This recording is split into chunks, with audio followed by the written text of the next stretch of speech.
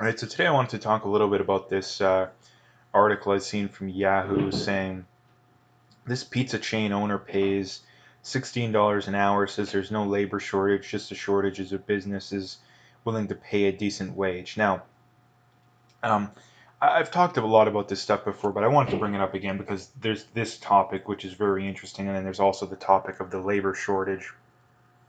Um, But the first one, when it comes to this too, when it comes to, this is something that the leftists and the socialists always bring up is, well, just pay us more. It's like, there's a lot of problems with that. Well, and the first and most obvious one being is that if this is such a no-brainer, if this is such a slam dunk, right? If all you need to do is pay your workers more, then why doesn't everybody do it? Or at the very least, why don't more people do it? Right? Because if this was such a slam dunk, you wouldn't have to force businesses to do it, right? And here's what I mean by that. Um, a handful of businesses would just pay their workers 15 or 16 bucks an hour. They would post it on their social media, post it on their website, post it wherever. People would pick up on that and people would go to said business. And, the competitor bit, you have, this is probably the States, I'm not sure exactly where it is, but let's just say for sake of argument, you have, you know, this business is paying their workers 16 bucks an hour, the competitor is paying them 12 bucks an hour, or 10 bucks an hour, whatever the number is.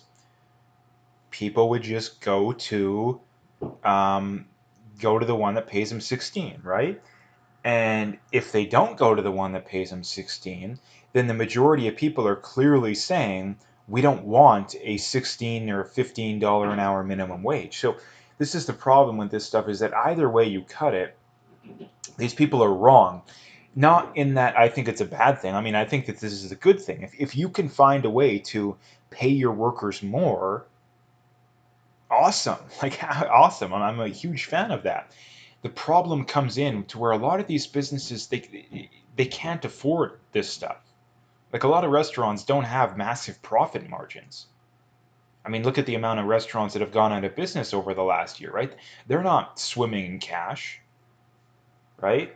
So another thing I'd like to see too is that how is this guy, or the owner here, how is he making, how is he being able to pay this much, right? Because uh, if he's having to pay his employees 10 or 20% more than the competitors are, where is he coming up with that money? Is it increased costs? Typically that's probably what it is. Or is it where maybe they're paying managers less, maybe he's paying himself less, I don't know.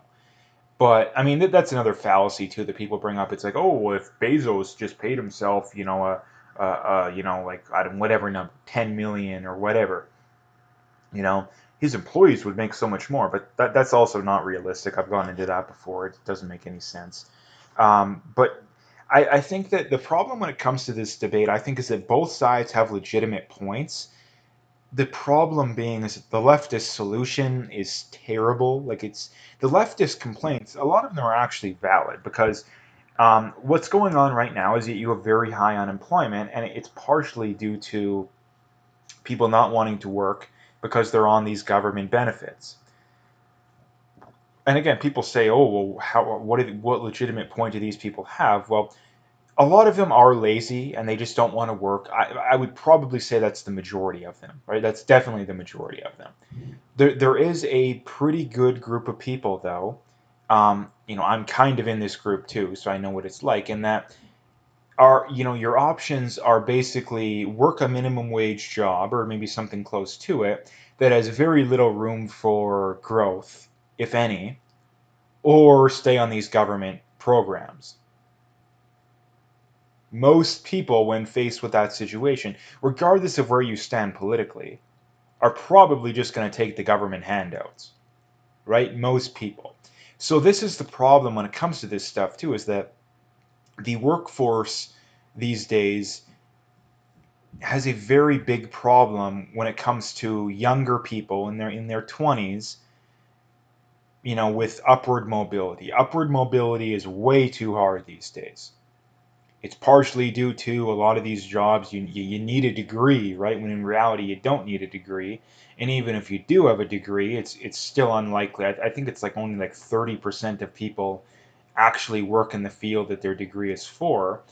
So that's the other problem too, is that, oh, you got to get a degree, but it only marginally increases your chances of getting a better job, and you're gonna have you probably, and a lot of people have to go $100,000 and maybe sometimes even more in a debt to get it, right? So for all the, like I said, I think that the pull yourself up by the bootstraps crowd is more right, but I also think the other side makes some legitimate points. Now the problem is that with them is that, like I said, their solutions are terrible. Their solutions is just pay people more, and when that doesn't work, it's just pay people even more, right? Because I mean, let's take a prime example of this. There is provinces in Canada, Alberta being one of them, that already has a $15 an hour minimum wage. Did that fix all the problems that the idiot NDP supporters were complaining about when they put it in? No, it didn't barely fix anything. If anything, it made the problem worse. So just artificially raising the minimum wage doesn't fix the problem. The other big problem is things are too unaffordable these days. Right? The cost of living is through the roof, especially over the last year. So you can put the minimum wage to whatever you want. It's not going to fix the problems, because you put the minimum wage at 15, didn't fix anything, right? Didn't fix anything. Put it to 20, not going to fix anything. So the problem at the end of the day is there's a extreme problem with lack of upward mobility in the economy, and that's due to several reasons as well. I think it's number one, mass immigration. Number two, government regulation. Number three, having to have a degree for jobs you don't actually need a degree. And again, the list goes on and on, but I think that those are the biggest ones, right? And not to mention, too, I mean, like I said, that it just doesn't make any sense, right? And this is the thing about the leftists. It's like, oh, well, let's just make college more affordable. It's like, no. Like, way more people have degrees now than had degrees like 50, 60, 70 years ago. Was life more affordable back then, or is it more affordable now? Is it easier to get by back then, or is it easier to get by now? It's way harder now, way more unaffordable. So, is it a problem of people not having college degrees? No, it is. If anything, it's the exact opposite. Right? And a lot of people also point out, too, when you bring this stuff up, that I just can't stand it. It doesn't make any sense. Is, oh, well, if you look at, median incomes, uh, adjusted for inflation in like the 50, 40s, 50s, 60s, it's actually higher now. Well, there's several problems with that. Number one, that's probably taking the CPI data, which is artificially low. It's probably actually like half of what real inflation is. Maybe even to be honest, it may even be more. So again, you can't take that. If it is half, then they were making more back then.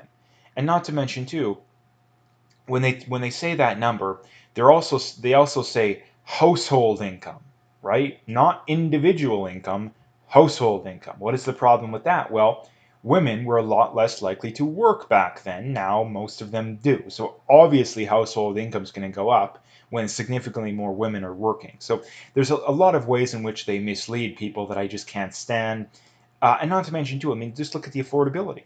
I mean, the average cost of housing of a house back in like the 50s and 60s, it was like 2 years' salary, which is the equivalent to what? Like 100, 100 and what? I think it's about 60,000. So you should be, if housing prices had actually kept up with the cost of living, the cost of an average house should be like $120,000, roughly. Average house now in Canada is what, like a 600,000? So things are way more expensive than they should be. Now, again, the leftists point that stuff out. They're right about that. Their problem is, oh, well, just get the government to build housing. And that's not going to do anything. The government will build housing. They'll impose rent control. They'll just make the problem worse. So this is the problem that I think we have, is that neither side can acknowledge their where they're wrong when it comes to this stuff, because the right is wrong. Well, the traditional right is wrong in that there is a lot of people that are suffering for no good reason, right? The left is wrong in that their solution is just going to make the problem worse. So stuff like this I really like to see. And here's the, like I said, let's just briefly bring up the reality behind this again, is that, again, a lot of people would point this out and say this is what everywhere should be doing. Again, like I pointed out, if you have to make this, mandate this by law, you're admitting that this isn't a good thing. Because if it was such a good thing, you wouldn't have to force people to do it. Because if you're mandating something, you're admitting the majority of people don't want it. Because if the majority of people wanted it, you wouldn't have to force them to do it, right? So if this is a good thing, then you shouldn't have to force people to do it. If it's not a good thing, then you shouldn't have to mandate it. So again, either way you cut it, I think the people who just want to let's just keep artificially raising the minimum wage, it's not the problem. Now, here's the reality when it comes to this stuff too, is that I also don't think people should just be. I'm not. People probably twist what I'm saying is people should just be handed nice cushy jobs. Not what I'm saying. What I'm simply saying is that it should not be so hard to start your way at, work your way up in a company, or work your way up, in your career, and not need $100,000 of debt and waste 5 years of your life to do it, only to marginally increase your chances, right? That shouldn't be the reality. The reality should be is that you should be able to, you know, whether you go to college or not, you get out, you start out, you work minimum wage, maybe a little above minimum wage, depending upon what the job is. And within a year or two, you get a 10-20% promotion. With another year or two, another 10-20% promotion. And within 5 to 10 years, maybe even a little more, you have yourself a nice income that you can get by on. That's all I'm saying. The problem is that it's not really the case, right? Like the Canadian dream, there never really was a Canadian, the American dream, it's not really a thing anymore, right? There's a lot of people that get left behind. Now, again, the problem, like I said too, is that we encourage people to make bad decisions, right? Telling kids, oh, you got to go to college when they really don't want to is stupid. Saying you need a college degree for a job is stupid.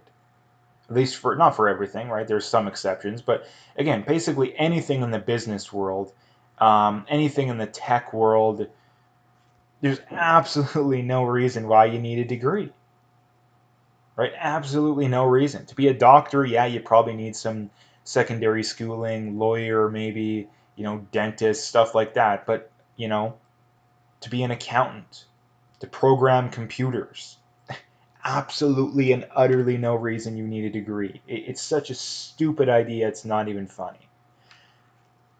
So again, like I said, I think that there's definitely good concerns on both sides. And again, the other thing too that I can't stand as well is that people tend to just see this problem from their worldview. If you're in the group of people that's struggling to get by, all you care about is, oh, the greedy rich people, they just don't want to, they're holding us down. And the people that have, that already have they have a good job, they don't have anything to worry about, or they're retired or something like that, all they see is, oh, all these stupid lazy kids just don't want to work. It's like, both of you guys are wrong, right? Both of you guys are wrong, because at the end of the day, human behavior is driven by incentive, right? Human behavior is driven by incentive.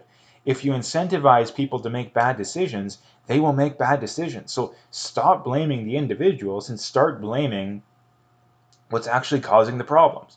What's actually causing the problems is welfare, is all these other government programs that encourage people to just leech off the system and not produce, is this fantasy that we can solve all our problems by just artificially raise the minimum wage and printing money and you know lying to kids, and then, oh, you got to get a degree. If you don't get a degree, you're not going to get a good job.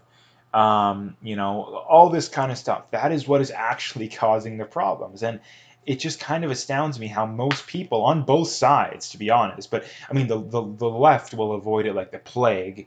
The right just will avoid it. Um, they don't want to talk about the real issues, like I say, because people just want to see it through their echo chamber, right? And it's something I just can't stand, right? And that, again, like I say, I follow guys. Most of the people I follow too, they're more on the the free market, right wing kind of side, and some of them it's just like, oh, these stupid lazy kids, they just don't want to work. It's like, not really. I mean, that's definitely the majority, right? I would acknowledge that's the majority, but I think that there is probably, I don't know, 20-30% of people that it's like, I want to work and I want to get a good job and all this kind of stuff, but if you're going to pay me the same whether I work or not, why would I work? And if my chances of upward mobility is very low, if existent at all, that's just the double whammy. So this is the thing we need to acknowledge as a society, is that if we want to fix these problems, we first need to acknowledge the actual issues. And that's something that people just don't want to do. That's the reason why every problem in society exists, is because people don't want to deal with the actual cause of the problem. People either avoid the problem altogether and pretend like it doesn't exist, or if they do acknowledge the problem, they like to just blame things that are completely made up, or at the very least overstated, right? So at the end of the day, is there a labor short? Is there not a labor shortage, just a shortage of businesses willing to pay a decent wage? No, I don't think that that's the case, because if that was the case, more businesses would be doing like this. And this is the thing too, that if you think that the $15 or $16 or whatever minimum wage you want is such a good thing, go and start a business and pay people that much. If the business doesn't work out, the people are telling you they don't want a minimum wage that high. If it does work out, well, awesome. More businesses are going to do what you're doing, because if the business works out, people are going to recognize that it worked out, and other people are going to start copying you. So I don't think that they're right on this stuff. Um, they're probably just charging a little bit more, and who knows, maybe this guy's came up with something, some revolutionary way of going about things. That's quite possible, but I don't think that that's the case, simply because if they were right in that the problem is only businesses not willing to pay as much. Well, here's the other thing too. What would happen too is that if every business did this, prices would just go up. So this is the other problem that people need to realize too, is that let's say you raise the minimum wage 10%, but the cost of living goes up 10%. Well, you didn't get any further ahead. And this is the fundamental problem with basically the entire leftist worldview around economics, is that they don't seem to understand that if you, well, or they do and they just don't care. I think that's a lot of them too. That if you just artificially raise the minimum wage, it's not going to solve the problem. If you just print out money and give it to people, it's not going to solve the problem, right? And it's the same thing that comes back to this stuff. Now, if you can pay people more and have their cost of living go the same, awesome. But the problem is that if everywhere did that and it was mandated by government, that wouldn't be the case. So anyway, that's what I wanted to bring up today. If you liked the video, make sure you hit that like and subscribe if you haven't already. Make sure you check out those links below. Follow me on those other platforms. Again, you want to donate, you can do that as well. I would very much appreciate whatever support I can get. But like I say, check out those links and stay tuned for more.